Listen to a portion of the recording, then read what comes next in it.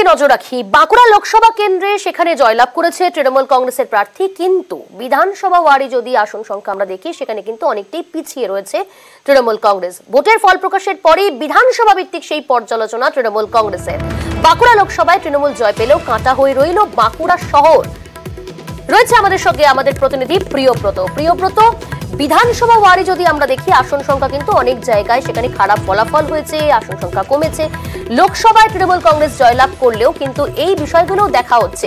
মূলত কোন কোন বিষয়গুলোর উপর নজর দেওয়া হচ্ছে, পর্যালোচনা করা হচ্ছে? দেখো প্রিয়াঙ্কা, লোকসভা ইলেকশন শেষ হয়েছে এবং সেখানে দেখা গেছে যে বাঁকুড়ায় যে লোকসভা আসন, সেই লোকসভা আসন বিজেপি থেকে ছিনিয়ে নিয়েছে তৃণমূল কংগ্রেসের অরূপ চক্রবর্তী, এবং সেখানেই কিন্তু তারপরেও কিন্তু কাটাছেড়া শুরু হয়েছে। বাঁকুড়া বিধানসভা এলাকার, বাঁকুড়ার যে বিধানসভা, সেই বিধানসভা প্লাস বাঁকুড়ার যে পৌর এলাকা, মূলত শহরাঞ্চল, সেই এলাকায় কিন্তু তৃণমূল কংগ্রেসের ফল খারাপ হয়েছে।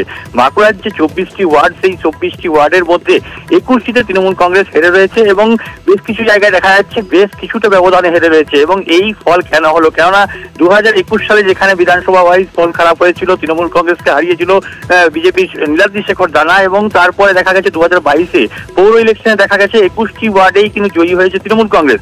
সেক্ষেত্রে বাঁকুড়া পৌরসভা তৃণমূল কংগ্রেসের দখলে, সেই পৌরসভা দখলে থাকার পর 2 বছরের মধ্যে কেন এরকম ভাবে রেজাল্ট হলো, কেন 21টি ওয়ার্ডেই পিছিয়ে গেল তৃণমূল কংগ্রেস, এই নিয়েই তদন্ত শুরু হয়েছে। সামনেই বিধানসভা নির্বাচন, আগামী 2026-এ, সেখানে কিরকম ফল হবে, আবার ফল কি ঘুরে যাবে বিধানসভা নির্বাচনে, সেই কারণেই কাটাছেড়া শুরু হয়েছে এবং দলীয় নেতৃত্ব কাটাছেড়া শুরু করেছে, ময়াতন্ত্র শুরু হয়েছে। এবং কার কি অবস্থা রয়েছে, কেন নেতৃত্ব কিভাবে কাজ করেনি, কোন নেতৃত্ব কি ঠিকঠাক কাজ করতে পারেনি, বা যে সামাজিক প্রকল্প রয়েছে সেগুলি কি মানুষের কাছে ঠিকভাবে নিয়ে যাওয়া হয়নি, এই নিয়েই তদন্ত শুরু হয়েছে। এবং এই পিছিয়ে যাওয়াকে কিন্তু তদন্তের মধ্যে রাখা হচ্ছে এবং তার মধ্যে দেখা হচ্ছে যদি কারো কোনো রকম দোষ থাকে, ত্রুটি থাকে, সেক্ষেত্রে তাকে ব্যবস্থা নেওয়া হবে, এমনটাই দলীয়ভাবে জানানো হয়েছে। বেশ, প্রিয়াঙ্কা, কি কারণে এই রেজাল্ট আমাদের হলো সেটা কিন্তু আমরা দলগতভাবে আমরা সেটাকে খতিয়ে দেখব, কেন হলো, কি কারণে হলো, সেটা নিশ্চয়ই আমরা খতিয়ে দেখব।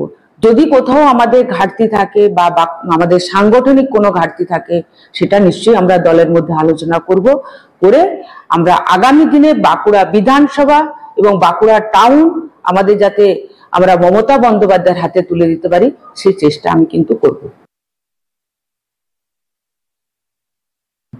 সাধারণ মানুষের জন্য, মধ্যবিত্ত মানুষের জন্য এবং দেশের সুরক্ষা, অর্থনৈতিক প্রগতি, বিভিন্ন ইনফ্রাস্ট্রাকচারে যেভাবে আর কি দেশ শক্তিশালী হয়েছে, সোশ্যাল মিডিয়া এবং খবরাখবর বেশি রাখেন, তাদের কিন্তু এই ভোটে মোদিজির প্রতি আস্থা দেখানোর সেই চিত্র ফুটে উঠেছে বিভিন্ন জায়গায় জায়গায়।